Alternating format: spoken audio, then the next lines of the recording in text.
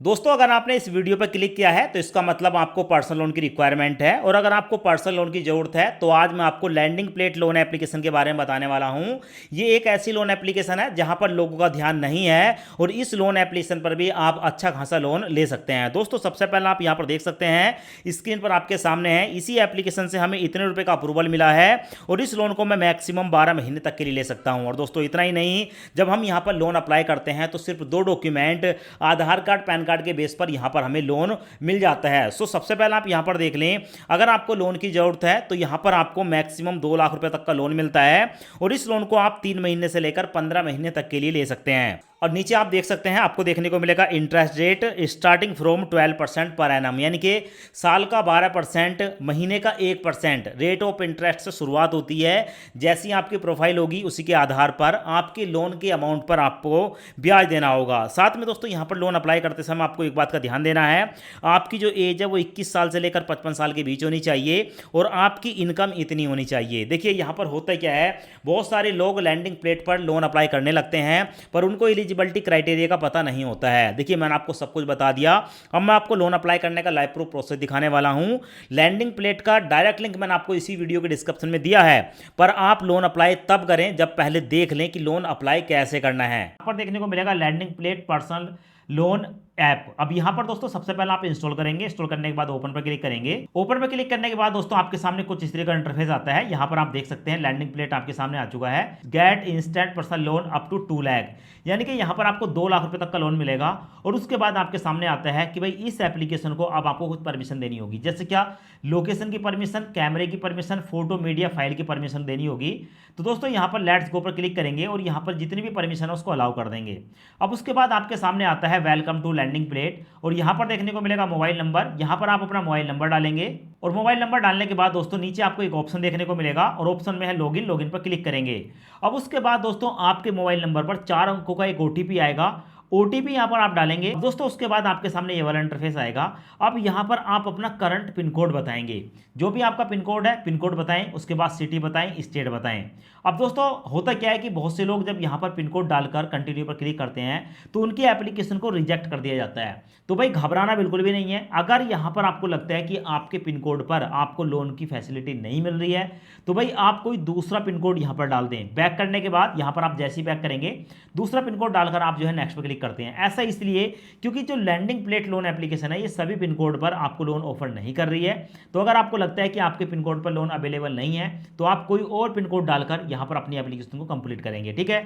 तो ऐसा है कि करंट एड्रेस में आपका वो आ जाएगा, और बाकी का जो है आपको रेजिडेंटल एड्रेस आ जाएगा, जो भी आपका आधार कार्ड पैन कार्ड का एड्रेस है। तो करंट एड्रेस में आप कोई भी पिन कोड डाल सकते हैं। उसके बाद दोस्तों यहां पर हम डिटेल डालने के बाद कंटिन्यू पर क्लिक करेंगे। अब दोस्तों उसके बाद हमारे सामने आती है पर्सनल डिटेल, और यहां पर हमें अपने पैन कार्ड का नंबर डालना है।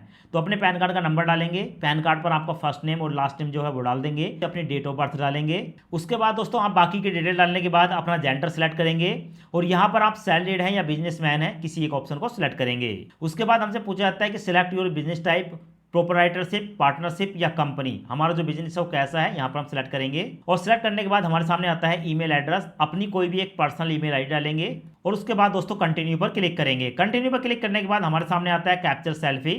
यहाँ पर अपनी एक सेल्फी कैप्चर करेंगे। तो भाई यहाँ पर अपनी कोई भी एक फोटो कैप्चर करने के बाद ठीक है जो है अपलोड पर क्लिक करेंगे, और अपलोड पर क्लिक करने के बाद आपके सामने ये वाला इंटरफेस आता है। अब यहाँ पर क्योंकि हमने सैलरी नहीं सुना सिलेक्ट करा था, हमने सेलेक्ट करा था बिजनेस डिटेल।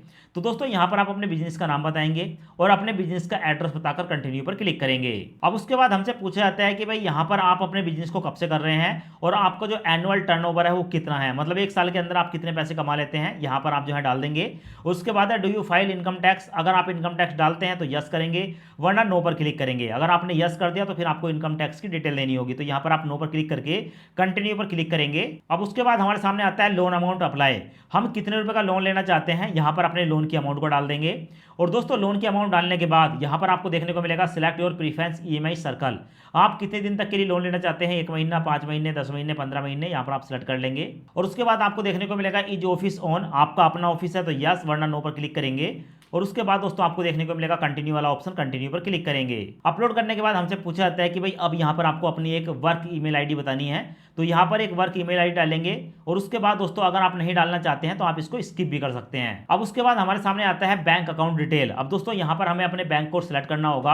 अब दोस्तों उसके बाद हमारे सामने ये वाला इंटरफेस आता है। अब यहाँ पर हमसे पूछा जाता है कि अब आपको अपने बैंक को इनकम को वेरीफाई करना पड़ेगा। तो देखो जैसे क्या हमने यहाँ पर दोस्तों सेलेक्ट किया था बिजनेसमैन, तो हम 3 महीने की अपनी बैंक स्टेटमेंट देंगे और अगर आप सैलरीड व्यक्ति होते तो भी 3 महीने की आपको सैलरी अकाउंट की स्टेटमेंट देनी थी, जिस अकाउंट में आपकी सैलरी जाती है। अब उसके बाद दोस्तों हमारे सामने 2 ऑप्शन आते हैं, ऑनलाइन AA और अपलोड PDF फाइल। तो आप या तो PDF फाइल के माध्यम से ठीक है अपलोड करके वेरीफाई कर सकते हैं, या आप जो है अपने ऑनलाइन वाला ऑप्शन जो है इस पर आपके मोबाइल नंबर पर एक OTP आता है, OTP डालकर आप इनकम को वेरीफाई कर सकते हैं।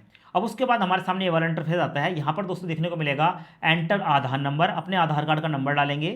यहाँ पर आपको एक कैप्चा देखने को मिलेगा, कैप्चा डालेंगे, उसके बाद नेक्स्ट पर क्लिक करेंगे। अब उसके बाद हमारे मोबाइल नंबर पर एक OTP आएगा, OTP यहाँ पर डालकर कंटिन्यू पर क्लिक करेंगे। अब उसके बाद दोस्तों यहाँ पर देखने को मिलेगा अलाउ वाला ऑप्शन, परमिशन को अलाउ करेंगे।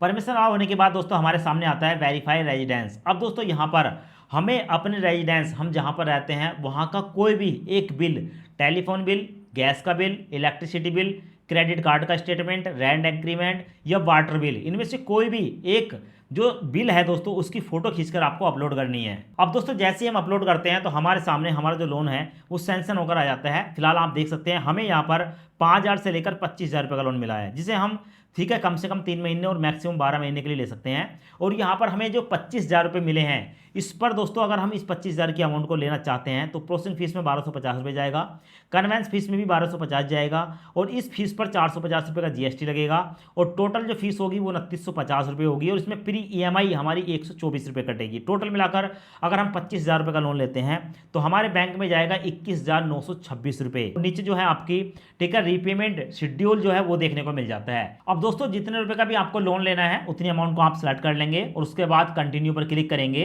अब दोस्तों जैसे ही हम नेक्स्ट पर क्लिक करेंगे तो हमारे सामने कुछ इस तरह का इंटरफेस आता है। इस लोन की राशि को लेने के लिए यहाँ पर हमें अपने बैंक को ऐड करना होता है। तो अपने बैंक का IFSC कोड बताएंगे, बैंक का नाम बताएंगे, बैंक की ब्रांच बताएंगे और अकाउंट नंबर बताएंगे और अकाउंट नंबर बताने के बाद दोस्तों कंटिन्यू पर क्लिक करेंगे। अब उसके बाद दोस्तों वेरीफाई इनकम पर क्लिक करेंगे। अब उसके बाद दोस्तों हमारा जो लोन है उसका एग्रीमेंट हमें देखने को मिल जाता है। तो फिलहाल आप यहाँ पर देख सकते हैं हमारा लोन का एग्रीमेंट आ गया।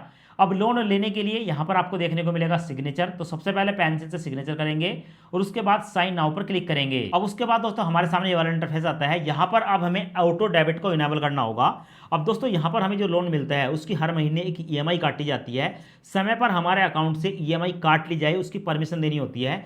तो भाई यहाँ पर आप नेट बैंकिंग या डेबिट कार्ड इन दोनों में से किसी भी एक ऑप्शन को सिलेक्ट करके अपने ऑटो डेबिट को इनेबल कर लेंगे। तो दोस्तों यहाँ पर मैं ऑटो डेबिट को इनेबल कर लेता हूँ। अब दोस्तों उसके बाद हमारे सामने हमारे लोन का जो एग्रीमेंट है वो कंप्लीटली आ जाता है। ठीक है, ये फाइनल डॉक्यूमेंट है और देखने को मिलेगा स्टैम्प ड्यूटी पेमेंट वगैरह की डिटेल और साथ में देखने को मिलेगा डॉक्यूमेंट टाइटल में लैंडिंग प्लेट है।